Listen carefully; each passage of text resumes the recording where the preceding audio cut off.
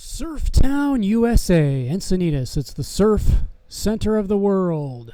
I surf. Do you surf?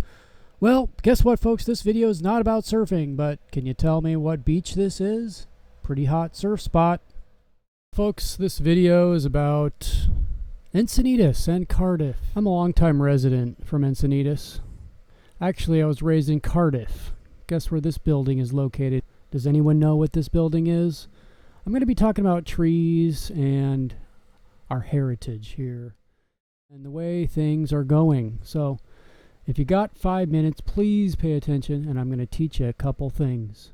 I'm here to just try and show you how tree roots can grow and how they cannot grow, and give you a little perspective on the way I see things. So if you look at the left tree with the red circle around it, you see some roots.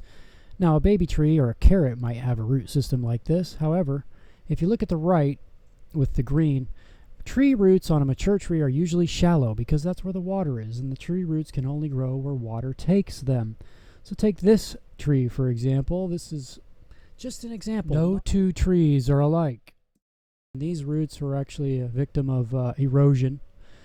This tree at the Swami's Beach was a victim of compaction.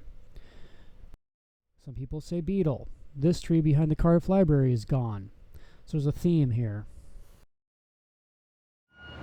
We're here in Encinitas, California, in Leucadia, part of San Diego County. Soil compaction around a Torrey pine, excessive tractors. Who is enforcing the tree ordinance set forth by Encinitas? The city of Encinitas actually does have regulations and what we call tree protection ordinance.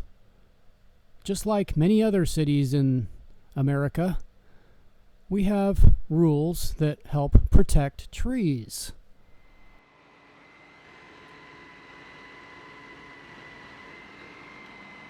I decided to make this video to showcase what the heck is really going on. If you know anything about trees, you'll know that the trees are going to die after this. In fact, they could just fall over when you destroy all their roots.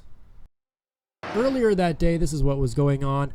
Before work hours, before 7 a.m., here they're pulling the fence stakes to get in there and do their job.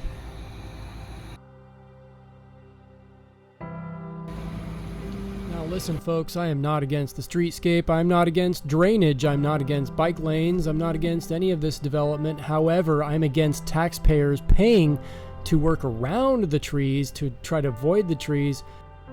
We're not taking the time to preserve or protect the tree root zone. At this point, we might as well just get the chainsaws out and call it a day so these guys can get their tractors through here quicker. We're wasting money on taking extra time to use a big, giant, stupid piece of equipment that is way too big to be used around these trees, just for a little bit of grading. We just need to protect the trees. There is no tree protection zone up. Look up the ordinance. It'll explain what it takes to make a tree protection zone and why. Don't take my word for it. Contact an arborist. Please call the city. Urge the city engineer. Urge city council to get second opinions from unrelated arborists out of town, not from some landscape architect that this construction company hires, not from the city arborist. Let's get some other opinions. I mean, look at this. If you know anything about trees and the way they stand up and survive, you'll know that this is wrong.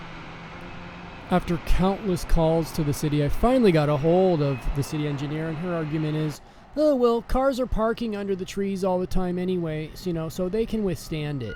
That's a completely ignorant statement, so if anybody tries to give you that statement, it's ridiculous. It's kind of like if I step on your toes and I keep doing it and I crush your feet and then pretty soon your feet hurt. It's okay, because you're used to it, right? I'm an arborist. I know trees. I've been doing tree work for a long time, and trees are very delicate when it comes to their root zone. The trees can withstand a lot and they will last a long time, but after this, they will not last. Swami's Beach, we all know that place. There's an old Torrey pine that I saw going downhill fast. Here it is browning, and it's getting worse and worse, and then we had to cut it down. Now, what do they do when they cut it down? They brought in a big old crane. What does big old crane do? It compacts the roots for all the other trees around it. Here's an example of a Torrey pine with construction that died 10 years after the construction happened. It takes several years for trees to finally start to die after you destroy or compact their roots. Roots have to grow. Trees have to grow to survive. Always expanding. So let's get a real arborist in there, unbiased, and do what's right to protect our neighborhood assets. These trees cannot be replaced.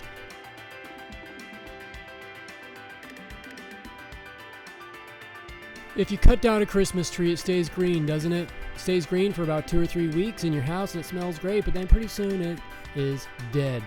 Point is, folks, if trees do not have enough structural roots to hold themselves up,